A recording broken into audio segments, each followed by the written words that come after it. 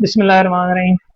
Practical second year chemistry 2026 के video lecture उन बच्चों के लिए है जो सेकेंड ईयर के एनुअल एग्ज़ाम दे चुके हैं और उनके प्रैक्टिकल्स जो है केमिस्ट्री के स्टार्ट होने वाले हैं। प्रैक्टिकल का जो पेपर है उसमें 5 क्वेश्चंस होंगे। क्वेश्चन 1 जो है ये किस पे होता है? Question 1 is about salt analysis.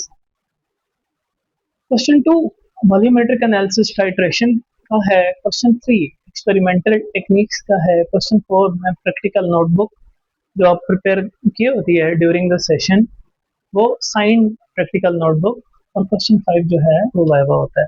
तो मैं आपको इन शॉर्ट हर एक क्वेश्चन पे ब्रीफ करता हूँ। तो सबसे पहले जो सॉल्ट एनालिसिस का क्वेश्चन होता है इसमें आपको एक अननोन सॉल्ट दिया जाता है, और जो अननोन सॉल्ट आपको दिया जाता है उसमें आपको ये कहा जाता है कि आइडेंटिफाई कीजिए कि सॉल्ट कौन सा है। अब सॉल्ट के 2 कंपोनेंट होते हैं, पॉजिटिव रेडिकल और नेगेटिव रेडिकल, यानी पॉजिटिव रेडिकल बेसिक रेडिकल और नेगेटिव रेडिकल एसिडिक रेडिकल। तो अपने दोनों पार्ट जो है वो क्या करने होते हैं, आइडेंटिफाई करने होते हैं। उसके लिए आप सबसे पहले उन दोनों के एसिड और बेसिक के ग्रुप डिटरमिन करेंगे, और ग्रुप की डिटर्मिनेशन के बाद आप उनके जो रेडिकल्स हैं वो आइडेंटिफाई करेंगे। उनके आइडेंटिफिकेशन टेस्ट होंगे, फिर कंफर्मेटरी टेस्ट होंगे। ठीक है, तो इनको आप ड्राई और वेट टेस्ट की हेल्प से आइडेंटिफाई कीजिएगा करते हैं, और इनकी कंफर्मेशन करते हैं, और उसके बाद एंड पे रिजल्ट मेंशन करते हैं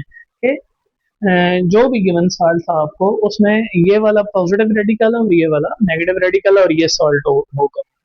इसके बाद वॉल्यूमेट्रिक एनालिसिस में आपको एक क्वेश्चन दिया जाता है, और ये क्वेश्चन जो है वो यूरी टाइट्रेशन होता है। एसिड बेस टाइट्रेशन भी हो सकता है, आयोडोमेट्रिक भी हो सकता है, रिडॉक्स टाइट्रेशन भी हो सकता है।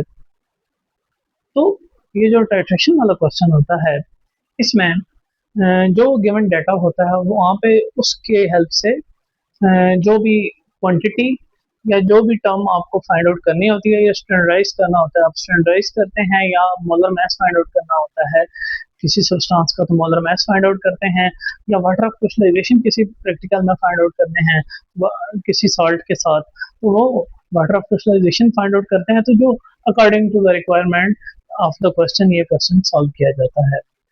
क्वेश्चन नंबर 3 जो है वो एक्सपेरिमेंटल टेक्निक्स का है। इसमें कुछ जो है ये शॉर्ट प्रैक्टिकल्स का क्वेश्चन होता है। इसमें जो है वो कुछ फर्स्ट ईयर से होते हैं, जैसे कॉमन आयन इफेक्ट हो गया, क्रोमेटोग्राफी के 2 प्रैक्टिकल आ गए, हीट ऑफ न्यूट्रलाइजेशन होता है, क्रिस्टलाइजेशन ऑफ बेंजोइक एसिड होता है, और सेकेंड ईयर में से ऑर्गेनिक प्रिपरेशंस होती हैं, आयोडोफॉर्म की प्रिपरेशन है, कॉपरमीन कॉम्प्लेक्स की है, और फिनाइल क्या है ग्लुक्साजोन की प्रिपरेशन है, और एस्पिरिन की प्रिपरेशन है, या बेरियम की एस्टिमेशन होती है, या फिर यहाँ पे जो है वो ऑर्गेनिक जो फंक्शनल ग्रुप्स हैं उनकी आइडेंटिफिकेशन आ जाती है, जैसे फिनोल है, या एल्डिहाइड है, या कीटोन है, या कार्बोक्सिलिक एसिड है।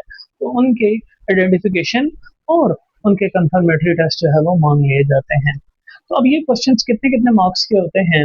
सॉल्ट एनालिसिस जो है वो 3 + 7 10 मार्क्स का, वॉल्यूमेट्रिक एनालिसिस 3 + 7 10 मार्क्स का, एक्सपेरिमेंटल टेक्निक्स का 2 + 2 4 मार्क्स का, 24 मार्क्स ये हो गए, 3 मार्क्स की नोटबुक और 3 मार्क्स का वाइवा। तो टोटल ये कितने मार्क्स हो गए? 30 हो गए। तो जैसे ही आप लैब में एंटर होते हैं, एग्जामिनर आपको बुलाता है तो वो आपको रोल नंबर वाइज बिठा देता है और कॉपियां आपसे लेके साइड पर रख देता है। और जब आपको पेपर मिलता है तो आपको कहा जाता है कि आप जो है वो फर्स्ट 20 मिनट्स में क्वेश्चन 2 और क्वेश्चन 3 जो है वो क्या कीजिए, राइट अप कीजिए और इस पे सिग्नेचर करा दीजिए। तो अब हम बात करेंगे क्वेश्चन 2 पे, और फिर बात करेंगे क्वेश्चन 3 पे। तो केमिस्ट्री प्रैक्टिकल के जनरल इंट्रोडक्शन के बाद जैसे ही लैब में आपको पेपर मिलता है तो वहाँ पे इंस्ट्रक्शन भी लिखी होती है, और एग्जामिनर आपको वर्बली भी बता देता है कि you have to attempt question 2 and question 3 within first 20 minutes, और वो आपने राइट अप करके एग्जामिनर को चेक कराने होते हैं। लिहाजा आप पेपर में अपने पेपर में क्वेश्चन नंबर 2 देखेंगे तो मैंने यहाँ पे सिंपल के तौर पे, एक एग्जाम्पल के तौर पे एक खुद से बना के क्वेश्चन लिखा है। आप जो पेपर में क्वेश्चन होगा उसके अकॉर्डिंगली उसको इसी इसी वे में सॉल्व करना है। वे यही होगा कि आपने उसको वे यही रखना है सॉल्व करने का क्वेश्चन टू को। क्वेश्चन टू जो है ये क्वेश्चन पेपर पे लिखने की जरूरत नहीं है, वो टाइम आप सेव करें, सिर्फ क्वेश्चन नंबर दें, क्वेश्चन नंबर टू, और ब्रैकेट में लिख दें विद सपोज रीडिंग्स। तो उसके बाद आप क्वेश्चन पढ़ें कि क्वेश्चन क्या है। मैं ये क्वेश्चन जिस तरह से पढ़ता हूँ आप भी उसे पढ़ें और अंडरस्टैंड कीजिएगा। A solution contains 5.6 gram of alkali metal hydroxide dissolved per 1 dm cubic or 1000 centimeter cubic. Determine the molar mass of alkali metal and identify the alkali metal hydroxide by titrating it against 0.1 molar HCl solution. ये अगर आपको information दे दी जाती है तो आपने alkali metal बताना है कि कौन सा है, अल्कली मेटल हाइड्रोक्साइड बताना है कौन सा है, और ये कैसे पता चलेगा जब आप अननोन अल्कली मेटल हाइड्रोक्साइड के एम का मोलर मास निकालेंगे। इसका मतलब है आपने एम का मोलर मास निकालना है, तो एम आपको पता चल जाएगा तो अल्कली मेटल हाइड्रोक्साइड भी पता चल जाएगा। क्या करेंगे, आप इसको सॉल्व करना शुरू करेंगे, एडिंग देंगे, principle, standard solution with short procedure, ये विद शॉर्ट प्रोसीजर ही लिखना होगा, chemical equation, indicator, end point और प्रोसीजर। इसके बाद जो है वो क्या होंगी, कैलकुलेशन विद सपोज रीडिंग्स। तो प्रिंसिपल देखिए, ये जो क्वेश्चन हमें दिया हुआ है इसमें हम एक बेस को और एसिड को रिएक्ट करा रहे हैं, तो ये क्या है, एसिड बेस टाइट्रेशन है। इसका प्रिंसिपल क्या है, it is an acid base titration. अच्छा, किसी जगह KMnO4 वाला आ जाता है तो वहां पे रिडॉक्स टाइट्रेशन हो, यहाँ पे किसी जगह जो है वो ऑक्सैलिक एसिड के साथ ऑक्सीडेशन आ जाती है तो वो रिडॉक्स हो। इसी तरह से आयोडीन के साथ टाइट्रेट करना पड़ता है सोडियम थायोसल्फेट को, तो वो आयोडोमेट्रिक टाइट्रेशन। सो जो भी क्वेश्चन हो उसके अकॉर्डिंगली आपने उसका प्रिंसिपल एक लाइन में लिख लेना है। फिर नेक्स्ट जो है वो क्या लिखेंगे, हेडिंग देंगे standard solution with short procedure. Standard solution तो क्वेश्चन के अंदर बता दिया जाता है, अगर ना बताए तो एग्जामिनर आपको बता देगा कि स्टैंडर्ड सोल्यूशन कौन है। तो स्टैंडर्ड सोल्यूशन जो है वो यहाँ पे बताया हुआ है 0.1 मोलर HCl। अब यहाँ पे मामला ये होता है कि क्वेश्चन में पूछा गया है कि आपने ये स्टैंडर्ड सोल्यूशन तो लिखना है लेकिन with short procedure. Short procedure mean कि एक लाइन में बता दें कि कैसे बनाया। तो आपको पता हो कि ये 0.1 मोलर HCl बनता कैसे। देखिए हमारे पास लेबोरेटरी में जो HCl आता है वो 12.1 मोलर होता है, जिसको स्टॉक सोल्यूशन कहते हैं। अब क्या करते हैं, उस स्टॉक सोल्यूशन का 8.3 सेंटीमीटर क्यूबिक लेते हैं और उसे डाइल्यूट कर लेते हैं वाटर के साथ। कितना, टोटल वॉल्यूम उसका बना लेते हैं 1000 सेंटीमीटर क्यूब, और उसे स्टैंडर्डाइज कर लेते हैं, तो ये आपके पास स्टैंडर्ड 0.1 मोलर HCl सोल्यूशन आ जाता है। उसके बाद इक्वेशन है, देखिए अल्कली मेटल हाइड्रोक्साइड है तो MOH हो जाएगा, दूसरा HCl है रिएक्टेंट तो HCl आ जाएगा, H और OH मिलके क्या बना देंगे, वाटर बना देंगे, M और Cl मिलके क्या बना देंगे, alkali metal chloride. Indicator, strong acid है स्ट्रॉन्ग बेस है तो क्या होगा, फिनोल्फथालीन होगा। ठीक है, स्ट्रॉन्ग एसिड है स्ट्रॉन्ग बेस है तो क्या होगा, फिनोल्फथालीन। अब जो KMnO4 वाले होते हैं वहां पे जो है वो अक्सर KMnO4 इटसेल्फ इंडिकेटर होता है। इसी तरह से आयोडोमेट्रिक में कोई और इंडिकेटर होगा, स्टार सोल्यूशन होगा।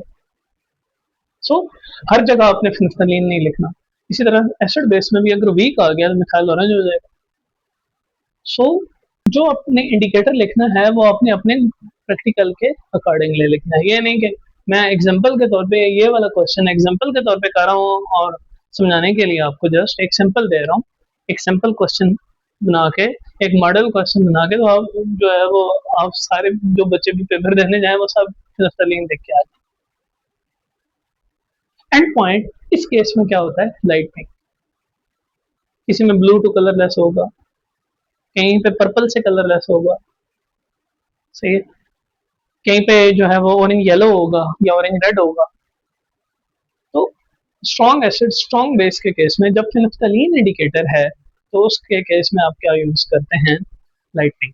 अच्छा, इसके लिए मैं आपको एक ट्रिक बताने जा रहा हूँ।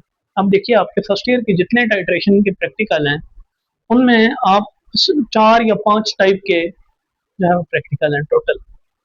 आप उनमें ये देख लें कि स्ट्रॉन्ग एसिड स्ट्रॉन्ग बेस के साथ टाइट्रेशन में तो ये मैंने आपको बता दिया फिनोल्फथालीन है तो इसका लाइट पिंक है। फिर जो आयोडीन वाले हैं वहां देख लें इंडिकेटर कौन है, अपनी कॉपी में, ठीक है। इसी तरह KMnO4 वालों में देख लें, इसी तरह से मोर सॉल्ट वाले हैं वहां पे देख लें, सही है। ऑक्सैलिक एसिड और H2SO4 वगैरह के केस में तो फिनाफ्थलीन यूज होता है, ठीक है। सो इंडिकेटर के अकॉर्डिंगली फिर क्या आएगा, एंड पॉइंट भी आएगा। तो ये दोनों चीजें देखना आपको पता होनी चाहिए। आप प्रैक्टिकल्स जब प्रिपेयर करें तो इनको कैटेगराइज कर लें, कैटेगरीज बना लें कि ये स्ट्रॉन्ग एसिड स्ट्रॉन्ग बेस वाले हैं, ये आयोडीन आयोडोमेट्रिक टाइट्रेशन वाले हैं, ये रिडॉक्स टाइट्रेशन वाले हैं। अच्छा, स्ट्रॉन्ग एसिड स्ट्रॉन्ग बेस में नफ्थलीन है, आयोडोमेट्री वाले में इंडिकेटर कौन है, एंड पॉइंट क्या है, तकरीबन वहां पे सबका एक ही जैसा होगा। जितने आयोडोमेट्रिक वाले होंगे आयोडोमेट्रिक टाइट्रेशन वहां पे एक ही जैसा होगा। इसी तरह से जो रिडॉक्स टाइट्रेशन होंगी वहां पे भी जो KMnO4 के साथ हो रही हैं वहां पे भी क्या होगा, एक ही जैसा होगा। इसका मतलब ये हुआ कि आप क्या करेंगे, फर्स्ट ईयर के जो टाइट्रेशन के जितने प्रैक्टिकल हैं उनकी 4 या 5 कैटेगरीज बनती हैं, कैटेगरीज बना के हर एक कैटेगरी के सामने उसका इंडिकेटर और एंड पॉइंट आप लिख के, ये टोटल 10 मिनट का काम है, ये आप तैयार कर लें। तो ये इंडिकेटर और एंड पॉइंट तो अपने हर सूरत लिखना ही लिखना है पेपर के, ठीक है। उसके बाद है प्रोसीजर। प्रोसीजर आप फर्स्ट टेंस में लिखते हैं, इसको 6 या 7 स्टेप्स में कंप्लीट कर लेना है। क्या पहला क्या है, I rinse the burette with 0.1 molar HCl and fill it with acid up to 0 mark graduated on burette। burette पे 0 से लेके 50 तक की जो है ना वो लाइनें लगी होती है, नंबर होता है, वॉल्यूम मेंशन किया होता है। आप उसे फिल करना शुरू करेंगे, जरा नीचे से फिल होता है ऊपर तक आएगा और 0 पे जाके आपने क्या कर देना है, रोक देना। फिर क्या करना है, 10 ml अल्कली मेटल हाइड्रोक्साइड के कहाँ लेने हैं, कोनिकल फ्लास्क में। ये इस तरह की जो फ्लास्क होगी,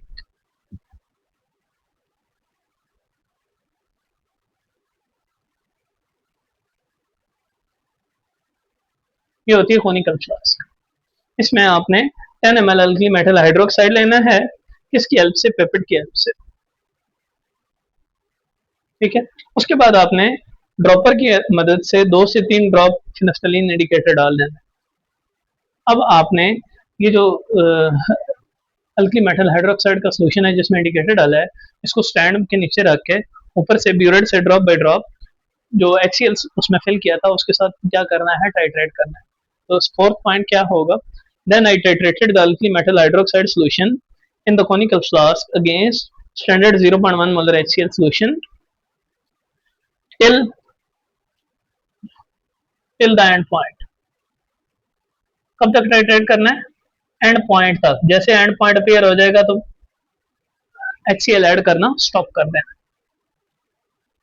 उसके बाद I recorded the volume of HCl use, HCl का ब्यूरेट में जितना वॉल्यूम यूज हो वो रिकॉर्ड कर लेना। फॉर एग्जांपल 0 से लेके 9.5 तक यूज हुआ है तो आप क्या लिखेंगे, द फर्स्ट रीडिंग 9.5। अगली भी शायद थोड़ा सा वॉल्यूम HCl का गिरा के 10 से शुरू कर लें, 10 से फॉर एग्जांपल अगली आती है 20 तक, या उससे अगली जो है वो 20 से जो है वो 30.5 तक आती है। तो जो आपकी इस तरह से रीडिंग्स आए, जो जो भी वैल्यू आए उसको आप क्या कर लें, नोट कर लें। और ये एक्सपेरिमेंट जो है एक दफा फिर दूसरी दफा फिर तीसरी दफा करते हैं, 3 दफा रिपीट करते हैं ताकि 3 कंकॉर्डेंट रीडिंग्स आपको मिल जाए।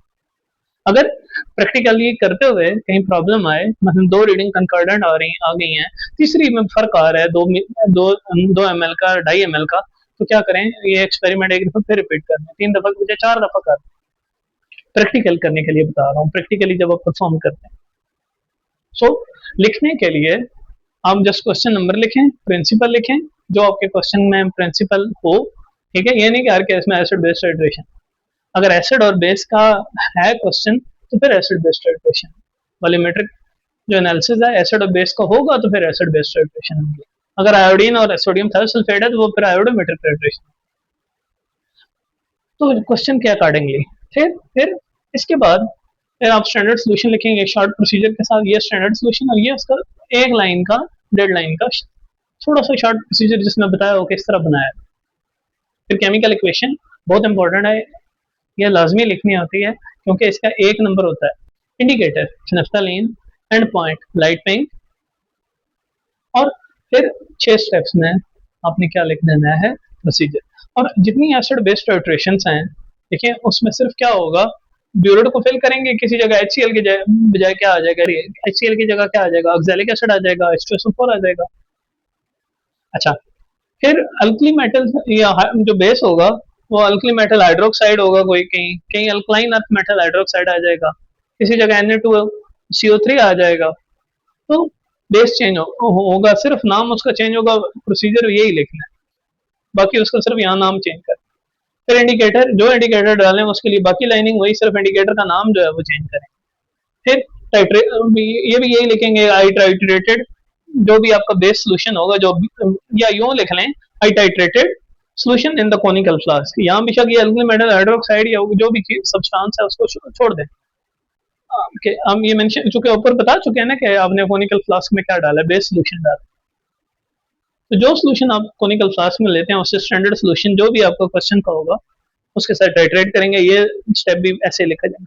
फिर रिकॉर्डेड द वॉल्यूम, जिस चीज जो ब्यूरेट में जो चीज ली हुई हो, HCl लिया हो, ऑक्सैलिक एसिड लिया हो, H2SO4 लिया हो, जो भी लिया हो उसका वॉल्यूम रिकॉर्ड करेंगे। या जो है किसी केस में KMnO4 लिया है तो उसका रिकॉर्ड करेंगे। और आखिरी स्टेप में जो है वो ये लाइन तो तकरीबन सब के लिए सेम है, जितने प्रोसीजर लिखेंगे उनमें ये लाइन ऐसी है। I repeated the experiment thrice for 3 concordant reading. इसमें तो कोई चेंज नहीं करनी, जो भी एक्सपेरिमेंट होगा उसमें ये आखिरी वाली जो है वो सेम होगी। सो ये प्रोसीजर है। इसके बाद हम करते हैं कैलकुलेशंस विद सपोज रीडिंग। जी, तो प्रोसीजर के बाद हम कैलकुलेशन करेंगे सपोज रीडिंग के साथ। तो देखिए, सबसे पहले serial number, initial volume of HCl, final volume of HCl और वॉल्यूम यूज। देखिए, वन वन टू थ्री, तीन रीडिंग्स आपने लेनी है। पहले 0.0 से, फॉर एग्जांपल आप सपोज रीडिंग लिखते हैं 9.9, तो 9.9 माइनस जीरो क्या आ जाएगा, 9.9। नेक्स्ट लिखते हैं 10 से 20, तो 20 माइनस 10 क्या आ जाएगा, 10। थर्ड लिखते हैं 20 से 30.1, तो यहाँ पे डिफरेंस कितना आ जाएगा, 10.1। अब आपके पास ये जो तीन वैल्यूज आ गई हैं वॉल्यूम ऑफ HCl यूज की, तो यहाँ से आप निकालेंगे average volume of HCl use, तो कितना आएगा, 9.9 प्लस 10 प्लस 10.1 डिवाइडेड बाई 3। तो 30/3 जो है वो क्या आंसर आएगा, 10 सेंटीमीटर क्यूबिक या 10 ml। तो ये आपके पास क्या आ गया, HCl का एवरेज वॉल्यूम आ गया जो कि यूज हुआ है। अच्छा, अब अब जब HCl का वॉल्यूम आ गया है तो उसके बाद आप एक दफा इक्वेशन दोबारा अपने पेपर पे नहीं लिखनी, ये लिखी होगी आपके सामने। तो वहां से आपने क्या करना है, एक साइड पे HCl लिख लेना है, एक साइड पे NaOH लिख लेना है। अब जो HCl लिखना है उसकी कंसंट्रेशन, उसका वॉल्यूम और उसके नंबर ऑफ मोल्स, और जो बेस लिखा है MOH उसकी कंसंट्रेशन, उसका वॉल्यूम और उसके number of moles. M1 concentration of HCl, B1 volume of HCl use, N1 number of moles of HCl। ये कहाँ से पता चलेंगे, यहाँ से। यहाँ देखें 1 है, कुछ भी नहीं लिखा हुआ, दैट मीन्स 1 है। MOH, MOH में अल्कली मेटल हाइड्रोक्साइड की मोलैरिटी ये हमें नहीं दी हुई, हमें सिर्फ उसका मैस दिया हुआ है, लिहाजा मोलैरिटी नहीं दी हुई, तो ये अननोन है। वॉल्यूम ये हमने खुद लिया है। ये प्रोसीजर में आपने देखा होगा कि हमने टाइट्रेशन फ्लास्क में पाइपेट के एल से 10 ml जो है वो क्या लिया था, alkali metal hydroxide. Alkali metal hydroxide का कितना वॉल्यूम यूज किया है, 10 ml। नंबर ऑफ मोल्स ये कहाँ से पता चलेंगे, यहाँ से। मोल्स कितने हैं, 1 है। अब आप क्या फार्मूला यूज करेंगे, M1V1 over N1 equal to M2V2 over N2। अब M1 0.1, V1 10, N1 1, M2 find out करना है, एज इट इज लिख दें, V2 10 और N2 1। 10 10 से कैंसिल हो जाएगा, तो M2 चूंकि नीचे दोनों साइड पे 1 है तो M2 किसके बराबर आ जाएगा, 0.1 के। तो अब आपके पास जो आपका बेस है अल्कली मेटल हाइड्रोक्साइड उसकी मोलैरिटी आ गई। अच्छा, अब आपने फाइंड आउट क्या करना है, इसकी मोलैरिटी तक, यहाँ तक नहीं करना कैलकुलेशन, इससे आगे तक है। क्यों, क्योंकि मोलैरिटी नहीं मांगी उसने। उसने क्या कहा है कि अल्कली मेटल आइडेंटिफाई कीजिए और बताइए कि MOH कौन है। ठीक है, तो इसके लिए आप क्या करेंगे, ये फार्मूला लिखेंगे, strength per dm cubic is equal to molarity into molecular weight of MOH। अच्छा, ये स्ट्रेंथ कहाँ दी हुई होती है, अब ये स्टेटमेंट में अगर ये दिया गया है कि इस सब्सटेंस के इतने ग्राम पर डीएम क्यूबिक डिजोल्व किए गए हैं, तो इट मींस कि उसकी स्ट्रेंथ दी हुई है। यहाँ पर 5.6 gram of alkali metal hydroxide और डिजोल्व पर 1 डीएम क्यूबिक, इट मींस कि इसकी स्ट्रेंथ हमें दी हुई है। यानी 1000 सेंटीमीटर क्यूबिक में या 1 डीएम क्यूबिक में अगर कोई सब्सटेंस जितनी अमाउंट में डिजोल्व किया गया है, तो अगर ये बताया हुआ है तो उसकी स्ट्रेंथ दी हुई है। तो यहाँ इसकी स्ट्रेंथ कितनी दी हुई है, 5.6। अगर कोई सब्सटेंस हो कि अगर आपको कहा जाए कि ये सब्सटेंस है और ये सब्सटेंस जो है 3 ग्राम पर 500 डिजोल्व है, तो उसकी स्ट्रेंथ कितनी बनेगी, 500 में 3 है तो 1 डीएम क्यूबिक में कितना हो जाएगा, 6 ग्राम। अगर वो 2 ग्राम है तो वो क्या हो जाएगा 4 हो जाएगा, अगर वो 5 है तो वो क्या हो जाएगा 10 हो जाएगा, अगर वो 500 में रिजॉल्व किया हुआ है तो। इसके अलावा 250 के हिसाब से अलग कैलकुलेशन बनेगी, 750 के हिसाब से अलग बनेगी। लेकिन अगर आपको 1000 सेंटीमीटर क्यूबिक यानी 1 DM क्यूबिक के दिया हो तो जितनी अमाउंट दी हुई होती है उतनी ही स्ट्रेंथ होती है। तो स्ट्रेंथ पर डीएम क्यूबिक कितनी है 5.6, molarity into molecular wait. Molarity हमने बेस की निकाल ली है, वो कितनी आई है 0.1। मॉलिक्यूलर वेट हमें नहीं पता क्योंकि हमें एम नहीं पता, तो M plus O plus H लिख लिया। अब 5.6 इक्वल टू 0.1, एम अननोन है, ओ ऑक्सीजन है 16, एच 1 हाइड्रोजन। हाइड्रोजन है तो उसका क्या आ जाएगा 1 आ जाएगा मैस। तो ये 0.1 इस साइड पे आ गया, 5.6 डिवाइडेड बाय 0.1, और इधर क्या बचेगा m प्लस 16 प्लस 1 17। तो इधर आंसर आएगा 56। 56 is equal to m plus 17। 17 दूसरी साइड पे चला जाएगा तो 56 से माइनस हो जाएगा तो आंसर आएगा 39। अब ये क्या है, ये आपके जो अल्कली मेटल हाइड्रोक्साइड है वो उसका मेटल m का मोलर मास है, और ये किसका मोलर मास होता है पोटासियम का। पोटासियम का मोलर मास कितना होता है 39 ग्राम पर मोल। तो इट मीन्स कि जो हमारा हाइड्रोक्साइड है अल्कली मेटल हाइड्रोक्साइड वो क्या है KOH है, पोटासियम हाइड्रोक्साइड है। तो ये कैलकुलेशन आपने इस तरह से करनी है, पोस्ट रीडिंग को यूज करके आपने कैलकुलेशन करनी है। और उसके लिए आप पहले जो है वो क्या करते हैं, प्रिंसिपल लिखते हैं, स्टैंडर्ड सॉल्यूशन लिखते हैं, chemical equation, indicator, end point, procedure लिख के फिर कैलकुलेशन विद पोस्ट रीडिंग लिखेंगे। और ये यहाँ तक लिख के इसके बाद क्वेश्चन 3 जो है वो आप अटेम्प्ट करते हैं, जो फर्स्ट 20 या 25 मिनट में आपने करना होता है।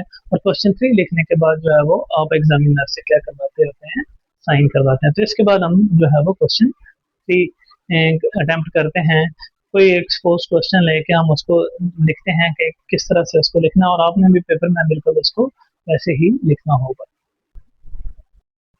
क्वेश्चन 2 के बाद क्वेश्चन 3। क्वेश्चन 3 जो है ये शॉर्ट प्रैक्टिकल से होता है, ऑर्गेनिक प्रिपरेशन से होता है। तो ये क्वेश्चन 3 जो है ये क्या है, फॉर एग्जांपल आपको ये क्वेश्चन 3 आ जाता है कि prepare pure sample of aspirin, write down it's chemical equation and procedure. अब जैसे ही आप क्वेश्चन 3 को पढ़ेंगे, जो भी आपका होगा, जो भी प्रिपरेशन होगी, तो उसके बाद आपने उसका प्रिंसिपल प्रिंसिपल वैसे आप छोड़ भी सकते हैं, ओमिट भी कर सकते हैं क्योंकि ये मांगा नहीं गया होता। तो यहाँ पे क्योंकि एस्पिरिन बनानी है तो सैलिसिलिक एसिड एसिटिक एनहाइड्राइड से रिएक्ट करता है in the presence of concentrated H2SO4 और क्या बनाता है एस्पिरिन बनाता है। तो इसके बाद आपने क्या लिखने हैं, केमिकल रिक्वायर्ड ये जरूर लिखने हैं क्योंकि ये मांगे गए होते हैं। क्या क्या केमिकल्स होंगे, salicylic acid, acetic anhydride, concentrated H2SO4, distil water और आइस कोल्ड वाटर। इसके बाद ऑपरेटर्स। ऑपरेटर्स में क्या है कि कोनिकल फ्लास्क है, बीकर है, मेयरिंग सिलेंडर है, ग्लास रॉड है, फनल है, फिल्टर पेपर है और वाटर बाथ है। वाटर बाथ जरूर चाहिए होता है क्योंकि एक खास टेम्परेचर पे या कंट्रोल टेम्परेचर पे हमने सैंपल को हीट करना होता है, इसलिए वाटर बाथ जो है वो चाहिए होता है। वाटर बाथ एक इलेक्ट्रिकल डिवाइस है जिसके अंदर पानी डाला जाता है और प्लग लगाया जाता है। उसमें एक टेम्परेचर नोब होती है जिससे टेम्परेचर एडजस्ट करके जितने टेम्परेचर पे सैंपल को हीट करना हो उतने टेम्परेचर पे हीट कर सकते हैं। इसके बाद है केमिकल इक्वेशन, ये लाजमी लिखनी होती है और ये नहीं छोड़नी, क्योंकि ये छोड़ देने से क्या होता है कि एक नंबर जो है वो क्या हो जाता है, चला जाता है, कट जाता है। Chemical equation for the preparation of aspirin क्या है, सैलिसिलिक एसिड, इसको हम रिएक्ट करेंगे एसिटिक एनहाइड्राइड के साथ कंसंट्रेटेड H2SO4 की प्रेजेंस में। ये कंसंट्रेटेड H2SO4 1 to 2 ड्रॉप्स डाल के, तो आप ये एसिटिक एनहाइड्राइड यहाँ प्लस डाल के यहाँ पे भी लिख सकते हो, यहाँ पे भी लिख सकते हो। बनता क्या है, देखिए बेंजीन रिंग और carboxylic acid ring, benzene ring और कार्बोक्सिलिक एसिड ग्रुप रिटेन रहते हैं, जबकि ये जो H है ये रिमूव हो जाता है और इसकी जगह कौन आ जाता है, CH3C डबल बॉन्ड हो, एसिटाइल ग्रुप। तो क्या बनता है एसिटाइल सैलिसिलिक एसिड, जो कि क्या है एस्पिरिन है। एस्पिरिन जो है क्या माइल्ड माइल्ड पेन किलर और फीवर रिड्यूसर है। इसके बाद इसका प्रोसीजर लिखना होता है। प्रोसीजर जो है वो यूजुअली पास्ट में लिखा जाता है। तो प्रोसीजर इसका काफ़ी आसान है, आप 1 या 2 दफ़ा पढ़ेंगे तो आपको इसका प्रोसीजर याद हो जाएगा। ये किसी भी प्रिपरेशन का या शॉर्ट प्रैक्टिकल का प्रोसीजर जो है वो आप 1 से 2 दफ़ा पढ़ेंगे तो याद हो जाता है। और बेहतर ये है कि आप शॉर्ट प्रैक्टिकल्स का या ऑर्गेनिक प्रिपरेशंस हैं या ग्रुप डिटेक्शन है तो उनका प्रोसीजर जो है वो देख के आइए, क्योंकि वो तैयार करके आएंगे तो लिखते हुए जो है वो टाइम वेस्ट नहीं होगा। तो प्रोसीजर क्या है, I took 2 gram of salicylic acid in dry conical flask, then जो है वो आप इसमें क्या ऐड करेंगे, 4 to 5 ml एसिटिक एनहाइड्राइड, और फिर उसमें ऐड करेंगे 2 to 3 drops of concentrated sulphuric acid. ये तीनों इंग्रेडिएंट्स डाल के उनको स्विरल करेंगे कोनिकल फ्लास्क में, और फिर उसके बाद जब इंग्रेडिएंट मिक्स हो जाएंगे तो फिर उसको वार्म करेंगे, उस फ्लास्क को वार्म करेंगे कोनिकल फ्लास्क को 10 to 15 minute in water bath. फिर आप उसे वाटर बाथ से रिमूव करेंगे और उसको ठंडा होने देंगे। अच्छा, अब आपने क्या करना है, अब आपने जो कोल्ड वाटर है वो आहिस्ता आहिस्ता डालना है। Add 20 to 30 ml of cold distilled water slowly to decompose any excess acetic anhydride. कि अगर कोई एसिटिक एनहाइड्राइड अनरिएक्टेड बचा हुआ है तो उसको डिकम्पोज करने के लिए जो है वो क्या करना है, आइस कोल्ड वाटर या ठंडा पानी डालना है। फिर then place it in flask, then place this flask in ice bath until the crystals of aspirin appears।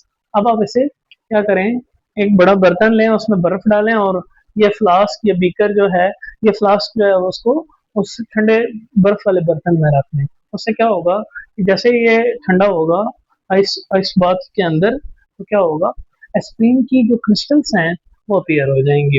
अब एस्प्रिन की क्रिस्टल्स जो आपके पास बनती हैं उनको फिल्टर करें, वॉश करें, और उनको आइस कोल्ड वाटर के साथ आपने क्या करना है, वॉश करना है।